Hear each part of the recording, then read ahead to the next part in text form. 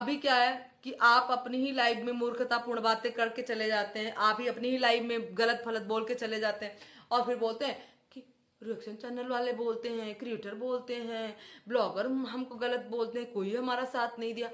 उस टाइम पर आपकी जेठा देवरानी ने इतना साथ दिया था आपका, उसको तो आपने पूछा ही नहीं। और अभी आप क्या करेंगे, वो तो मेरा पर्सनल मैटर है, मेरी पर्सनल चीजें हैं, मैंने कभी उनसे ऐसे बात नहीं की। जब कोई बुलवा दे, कोई नहीं बुलवाने वाला।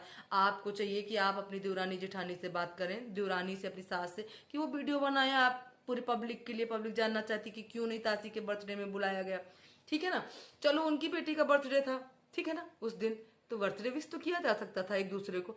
आप लोगों ने तो वो भी नहीं किया, ना आपने उनकी बेटी को विश किया, ना उन्होंने आपकी बेटी को विश किया। इतनी भी क्या दुश्मनी है आपके परिवार से?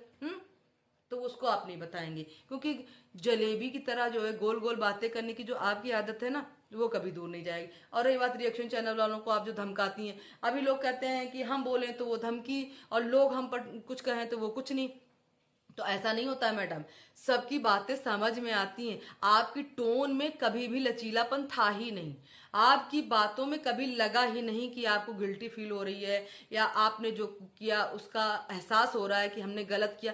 भाई मुझे तो कभी ऐसा नहीं लगा इनकी बातों से, जब भी इनकी लाइव आई या रोते हुए आई या वीडियो आई या अब जो आई, मुझे कभी भी नहीं लगा कि इनको कोई भी दुख है जो कुछ इन्होंने किया। दोस्तों, मैं सही कह रही हूँ ना? अगर सही कह रही हूँ तो अपनी राय जरूर बताइए, कमेंट करके बताइएगा कि मैं सही कह रही हूँ कि नहीं।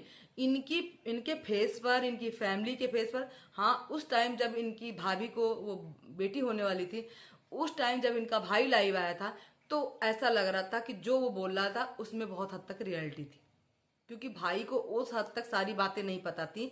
मेरी समझ में उतनी हद तक बातें नहीं पता थी, हंसी मजाक की बातें होती होंगी तो उतना ही पता था। आगे क्या पता था क्या नहीं पता था, मुझे ऐसा नहीं लगता कि पूरी बातें पता होंगी।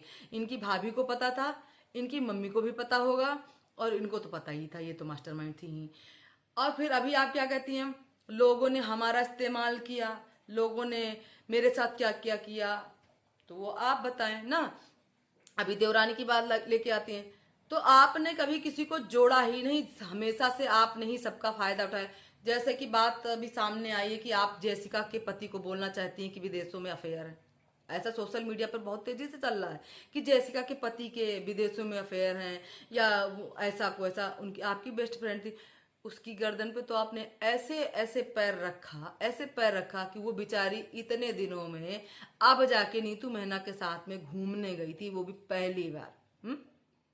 आपने तो उसको सोशल मीडिया पर आने लायक नहीं छोड़ा था, जिसने आपको सोशल मीडिया पर खड़ा होना सिखाया, जिसने आपका हाथ